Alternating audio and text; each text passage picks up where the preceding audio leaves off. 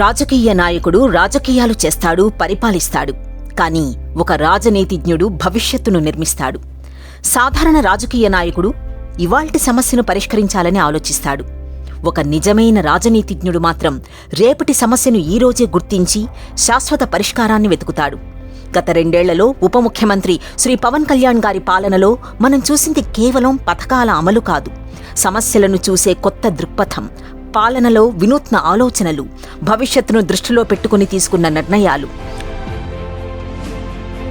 అడవులను కాపాడడం అంటే చెట్లు నాటడం మాత్రమే కాదు, ప్రకృతి సమతుల్యతను కాపాడటం. అడవి ఏనుగుల సమస్య వస్తే సాధారణంగా కంచెలు, హెచ్చరికలు, తాత్కాలిక చర్యలే కనిపిస్తాయి. కానీ రాజకీయాలు పక్కన పెట్టి కర్ణాటక రాష్ట్రంతో చర్చించి శిక్షణ పొందిన కుంకి ఏనుగులను ఆంధ్రప్రదేశ్కు తీసుకురావడం సమస్యను శాస్త్రీయంగా పరిష్కరించే వినూత్న ఆలోచన. పులుల సంఖ్య తగ్గుతోంది, ఇది అందరికీ కనిపించే సమస్య. కానీ ఆ సమస్య వెనుక ఉన్న కారణాన్ని గుర్తించడం, దానికి శాస్త్రీయ పరిష్కారం వెతకడం, అదే నిజమైన నాయకత్వం. ప్రత్యేకించి వచ్చింది భూపేందర్ యాదవ్ గారికి, honourable minister for environment and forest and climate change. ఏమడిగా ఉంటే మనకి మేల్ టైగర్స్ ఎక్కువైపోయినాయి, ఫీమేల్ టైగర్స్ తగ్గిపోయి, దాంతోపాటు ఏంటంటే సేమ్ జెనెటిక్ పూల్ అయిపోయేటప్పటికి ఆ డైవర్సిటీ పోయి ఇన్బ్రీడింగ్ అయిపోద్ది, కొంచెం హెల్దీ జెనెటిక్ పూల్ ఉండదు అనేది ఉన్నది. అందుకని మేము ఏం అడిగామంటే 6 టైగర్స్ దాన్ని గౌరవ మహారాష్ట్ర ముఖ్యమంత్రి ఫడ్నవీస్ గారిని ప్రభుత్వాన్ని అడిగితే వాళ్ళు వెంటనే మనకి యాక్సెప్టెన్స్ ఇచ్చారు. మధ్యప్రదేశ్ నుంచి రావాల్సింది, అది కూడా మన మోహన్ యాదవ్ గారితో మాట్లాడాం. ఆడపులులను తీసుకురావాలనే ఆలోచన, ఇది సంప్రదాయ పరిపాలనలో కనిపించే నిర్ణయం కాదు, సమస్యను చూసి స్పందించడం కాదు, సమస్య మూలాన్ని అర్థం చేసుకుని భవిష్యత్తును కాపాడే పరిష్కారాన్ని వెతకడం నిజమైన నాయకత్వం. ప్రకృతిని రక్షించడం అంటే కేవలం అడవులను కాపాడటం కాదు, భవిష్యత్తును కాపాడటం. భావితరాలకు స్వచ్ఛమైన గాలిని, జీవ వైవిధ్యాన్ని అందించే లక్ష్యంతో రాష్ట్ర వ్యాప్తంగా 5 కోట్ల సీడ్ బాల్స్ ద్వారా రాష్ట్రంలో పచ్చదనాన్ని 50% పెంచి హరితాంధ్ర సాధన లక్ష్యంతో పాటుగా సముద్ర తీరాన్ని, తీర ప్రాంత గ్రామాలను రక్షించేందుకు great green wall of Andhra పేరుతో 1053 కిలోమీటర్ల మేర మడ అడవుల పెంపకానికి నాంది పలికారు. ఇలాంటి ఆలోచనలు రావాలంటే కేవలం అధికారం ఒక్కటే సరిపోదు, సమాజం పట్ల బాధ్యత, భవిష్యత్తు పట్ల ఆలోచన ఉండాలి. అభివృద్ధి నగరాల్లో మాత్రమే కనిపిస్తే అది సంపూర్ణ అభివృద్ధి కాదు.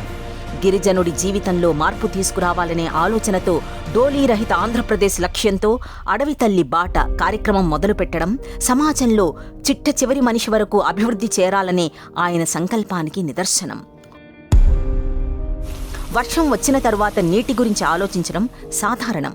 వర్షపు ప్రతి చుక్కను భద్రపరిచి రేపటి కరువును ఈరోజే ఎదుర్కోవాలనే ఆలోచన, అదే ఫామ్ పాండ్స్. మూగజీవాల దాహాన్ని తీర్చేందుకు వేలాదిగా పశువుల తొట్టెలు, పాడి రైతు అభివృద్ధికి గోకులం.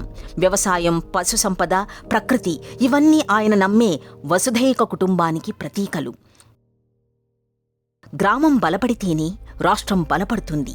అందుకే అంతరించే దశకు చేరుకున్న గ్రామ సభలకు మళ్లీ జీవం పోశారు.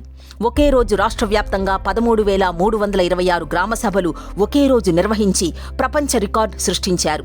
పల్లె పండుగ ద్వారా వేలాది కోట్ల విలువైన అభివృద్ధి పనులను ప్రజల భాగస్వామ్యంతో గ్రామాభివృద్ధికి కొత్త దిశ చూపించారు. స్వచ్ఛ భారత్ సాధించాలంటే స్వచ్ఛ ఆంధ్ర సాధన అవసరమనే లక్ష్యంతో స్వచ్ఛరథం అనే విప్లవాత్మక కార్యక్రమాల ద్వారా ఇంటింటికి స్వచ్ఛరథాలను పంపించి పొడి వ్యర్థాల సేకరణ ద్వారా వారికి నిత్యావసరాలు ఇవ్వడం, SLRM ద్వారా వ్యర్థాన్ని సంపదగా మార్చే నమూనా, గోదావరి కాలుష్య నివారణపై కఠిన చర్యలు, ఒక సామాజిక సమస్య ఆరోగ్య సమస్యగా మారిన పెద్దపెంకి గ్రామ బోధకాలు సమస్యకు పరిష్కారం. ఇది ఎప్పుడు ఎక్కడ ఎవరు చేయనటువంటి పని అన్నమాట.